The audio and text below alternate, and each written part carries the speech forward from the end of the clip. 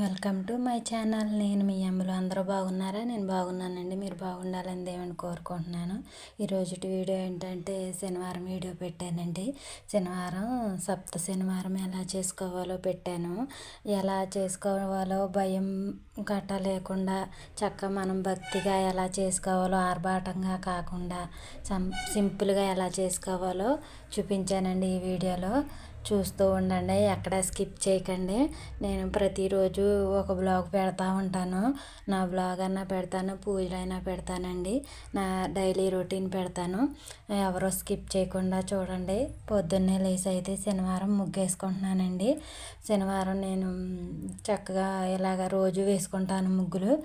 అలాగే శనివారం కూడా రొటీన్గా వేస్తున్నానండి ముగ్గు.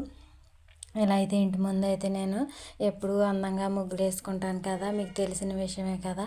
ఇలా అయితే చక్కగా ముగ్గులు అయితే వేసుకున్నానండి. వేసుకుని మనం చక్కగా తల స్నానం చేయాలి. మనం ఏ పూజకైనా సరే ముందు భయపడకూడదండి.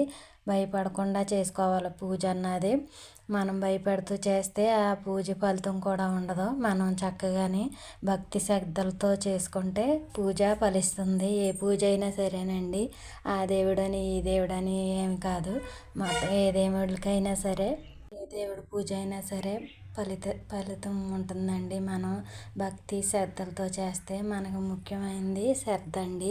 శ్రద్ధగా చెయ్యాలి ఏదైనా సరే. మనం పొద్దున్నే లేచి అమ్మ పూజ చేసుకోవాలి. పొద్దున్నే మనం ఎందుకు లేస్తున్నామండి? పొద్దున్నే తొందరగా పని చేసుకుంటే పూజ చేసుకోవచ్చు అన్నట్టు మనం పొద్దున్నే లేస్తామండి. ముందు పిల్లల్ని భర్తని, ఇంట్లో వాళ్ళని అందరినీ, పెద్దవాళ్ళని అందరినీ సర్దేసుకున్న తర్వాత ప్రశాంతంగా మనం పూజ చేసుకోవాలనే కదా మనం త్వరగా లేస్తాము. మనం ముందు సంకల్పంగా ఉండాలండి. సంకల్పంగా ఉంటే చక్కగా పొద్దున్నే లేచి త్వరగా పని చేసేసుకొని పూజ చేసుకోవాలి అని మనం సంకల్పించుకోవాలి. మనకు మనమే లేకొచ్చులే, చేయొచ్చులే అంటే ఇంకా ఆ పని అలాగే ఉండిపోతుంది. మనం చక్కగా ముందు త్వరగా లేచి మన పనులన్నీ ముగించేసుకుని పూజ చేసుకున్నామంటే ఆ రోజు చాలా ప్రశాంతంగా ఉంటుందండి. నేనైతే అలా చేసుకుంటాను. నేను చేసుకునేదే మీకు చెప్పానండి. నాకేం పెద్దగా తెలీదు.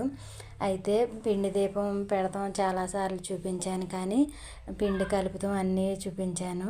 మనం 2 దీపాలైనా సరిపోతుందండి. ఎక్కువగా ఏం పెట్టుకోకర్లేదు. 7 దీపాలని పెట్టుకోకర్లేదు. మనం ఫస్ట్ వారం కాబట్టి నేను 7 దీపాలు పెట్టాను. 2 దీపాలైనా సరిపోతుంది. అది మళ్ళీ మనం ఎక్కడ పడితే అక్కడ పడేయకూడదండి. అది ప్రసాదం కింద మనం స్వీకరించాలంట. మనం అది పడేయకూడదు. ఎక్కడ పడితే అక్కడ పడేస్తే మళ్ళీ ఆ పూజ చేసిన ఫలితమేమో కానీ మనం పాపం చుట్టుకుంటుందండి.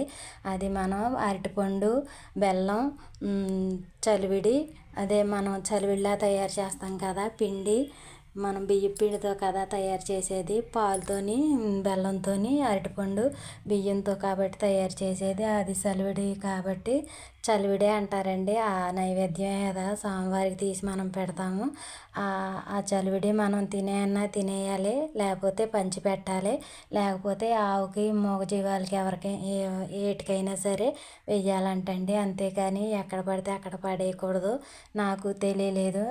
నేను ఒక వీడియోలో చూసి నేర్చుకున్నానండి. నాకు పెద్దలు చెప్పిన మాట నేను విని నేను తెలుసుకున్నాను. ఈ మా బజార్లోని ఆవులు వెళ్తాయండి. ఆవులకి పెట్టేస్తాను నేను. ఆ ఒత్తులు తీసేసి శుభ్రంగా మనం అలంకరణ కూడా పెద్ద పెద్ద బొట్లు కాకుండా చిన్నగా బొట్లు పెట్టుకోవాలి. చిన్నగా బొట్లు పెట్టుకుని ఆ ఒత్తులు తీసేసి చెట్టు మొదలు వేసి ఈ చలివిడి ముద్దల మట్టుకి, ఈ పిండి ప్రమిదల మట్టుకి మనం ఆవుకి వేసేయాలండి. ఇలాగైతే స్వామివారిని అయితే ఇలా అలంకారం చేసుకున్నాను. సింపుల్గా చేసుకున్నానండి. నేను పెద్ద ఆర్భాటంగా ఏమీ చేసుకోలేదు. మనం చక్కగా ఏకహారత అయినా అగరత్తులతో అయినా వెలిగించుకోవాలండి.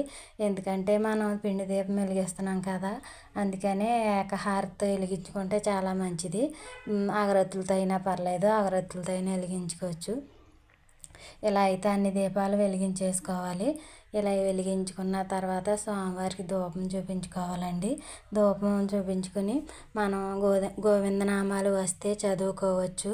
రాకపోయినా సరే గోవింద హరి గోవింద గోకుల నందన గోవింద గోవింద హరి గోవింద గోకుల నందన గోవింద అనుకుంటూ మనం పూజ చేసుకోవచ్చండి. నేనైతే తులసి దళాలు ఉన్నాయి మన పెరట్లోని. తులసి దళాలతో చిన్న మాల మల్లెపూలుని తులసి దళాలతో మాల కట్టి స్వామివారికి నేను పాదాల దగ్గర పెట్టానండి. తులసి దళాలు ఇలాగ వినాయకుడికి మనం ముందుగా పూజ చేసుకోవాలండి.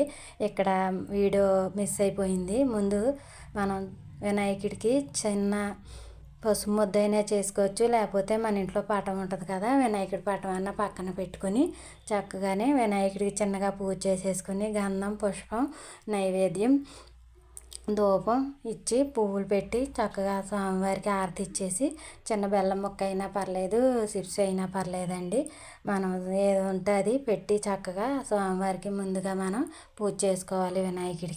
వినాయకుడికి చేసుకున్న తర్వాత అప్పుడు వెంకటేశ్వర స్వామికి చేసుకోవాలండి. ఇలా అయితే నేను చేసుకున్నాను, సింపుల్గా చేసుకున్నానండి. నేనేం పెద్ద ఆర్భాటంగా అది చేసేయాలి ఇది చేసేయాలని నేనేమి ఆర్భాటంగా చేయలేదండి. చలివిడి చేశాను. ఆ చలివిడే స్వామివారికి నైవేద్యంగా పెట్టానండి.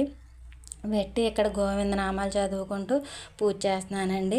పువ్వులన్నీ అలంకరణకు పెట్టేశాను కదా, అక్షంతలతో చేస్తున్నాను పూజ అయితేని. చాలా ప్రశాంతంగా జరిగిందండి శనివారం స్వామివారికి పూజ అయితేని. ఇలా అయితే నేను చేసుకున్నాను. నా మనసుకు ప్రశాంతతగా ఉంటే చాలండి, నేను ప్రశాంతంగా పూజ చేసుకుంటాను. ఇలాగా మనం వాళ్ళు చెప్పారని వీళ్ళు చెప్పారని అలా చేయాలి ఇలా చేయాలి అని భయపడతా మనం పూజ చేయకూడదండి. మనం మనసుకి నచ్చినట్టు చేసుకోవచ్చు.